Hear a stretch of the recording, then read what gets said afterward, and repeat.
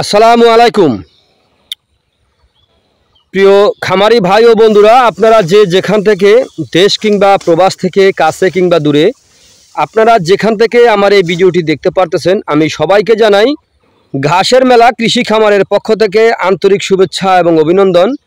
এই যে আমার সামনে যে ঘাসটা দেখতে পারতেছেন, এই ঘাসটার নাম হচ্ছে ইন্দোনেশিয়ান স্মার্ট নেপিয়ার ঘাস, পাতাযুক্ত গরু ছাগলের ঘাস। ইন্দোনেশিয়ান স্মার্ট নেপিয়ার ঘাসে প্রচুর পরিমাণে পাতা হয়ে আছে।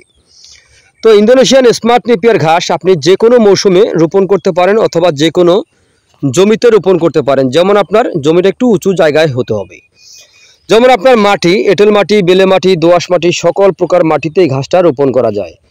ইন্দোনেশিয়ান স্মার্ট নেপিয়ার ঘাসে অথবা হাইব্রিড জাতের যে কোনো ঘাসে কোনো বিচি হয় না, এই ঘাসে কিন্তু কাটিং হয়ে থাকে। দেখা যাচ্ছে আপনি বিচি থেকে যে ঘাস হয়ে থাকে সেই ঘাস আপনি রোপণ করেছেন, দেখা যায় একবার অথবা দুবার কাটছেন, কাটার পরে ঘাসটা নষ্ট হয়ে গেছে, ঘাসটা কিন্তু আর থাকবে না। তখন কিন্তু আপনার মনটা নষ্ট হয়ে যাবে যে আই হায়রে, এত টাকা খরচ করে ঘাস রোপণ করলাম, একবার দুবার কাটলাম, তারপর কিন্তু ঘাসটা শেষ হয়ে গেছে, আবার জমি চাষ করতে হবে, আবার বীজ রোপণ করতে হবে। আর এই ইন্দোনেশিয়ান স্মার্ট নেপিয়ার ঘাস যদি আপনি জমি চাষ করে একবার রোপণ করেন, একবার রোপণ করলে কমপক্ষে 5 থেকে 6 বছর পর্যন্ত আপনি এই ঘাসটা অনায়াসে গরু ছাগলকে খাওয়াতে পারবেন। এই ইন্দোনেশিয়ান স্মার্ট নেপিয়ার ঘাসে খরচ কম, লাভ বেশি, কম খরচে বেশি ঘাস। তাহলে কিন্তু ইন্দোনেশিয়ান স্মার্ট নেপিয়ার ঘাস রোপণ করবেন। কথায় আছে, যদি হাতি পালন করতে চান তাহলে আগে কলা গাছ রোপণ করেন, আর গরু ছাগল পালন করলে অবশ্যই আগে ঘাস রোপণ করবেন। দেখা যায় আগের দিনে কিন্তু আমার বয়স আমি দেখেছি আগের দিনে ঘাস চাষ করা লাগতো না। ঘাস কিন্তু ওই জায়গায় এই জায়গা ফাঁকা অনেক জমি থাকতো, সেই জমিতে যেই ঘাস হয়ে থাকতো ওই ঘাসেই কিন্তু আপনার গরু সম্পূর্ণ খেতে পারতো না, ঘাস অনেক ঘাস থাকতো। আর এখন কিন্তু প্রত্যেকটা জায়গায় কিন্তু জমিতে আপনার ফসল আবাদ হচ্ছে, এ কারণে কিন্তু আপনার দেখা যায় আপনার এই ঘাসের সংকটটা অনেক বেশি।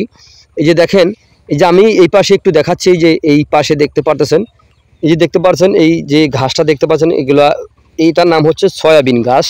আমাদের এই অঞ্চলে বোঝে সয়াবিন ঘাস। এই সয়াবিন ঘাস মানে এটা থেকে আপনার সয়াবিন হয়, সেটা থেকে আপনার গরুর যেই খাদ্য তৈরি হয়, এটা দিয়ে মূলত এটা দিয়ে আপনার বিস্কিট তৈরি হয়, তারপরে আপনার গরুর খাদ্য হয়। এটা খুবই ভালো একটি শক্তিশালী একটি গরুর খাবার। তো এরকম ঘাস যদি থাকে মানে তাহলে আপনারা গরু ছাগল পালন করতে আপনাদের কোনো অসুবিধা হবে না। তো প্রিয় বন্ধুরা, তো আপনারা যদি ইন্দোনেশিয়ান স্মার্ট নেপিয়ার ঘাসের যদি পরিপক্ক কাটিং রোপণ করতে চান তাহলে আজই আমার স্ক্রিনে দেওয়া নাম্বারে যোগাযোগ করবেন। তো সকলে ভালো থাকবেন, সুস্থ থাকবেন, আল্লাহ হাফেজ।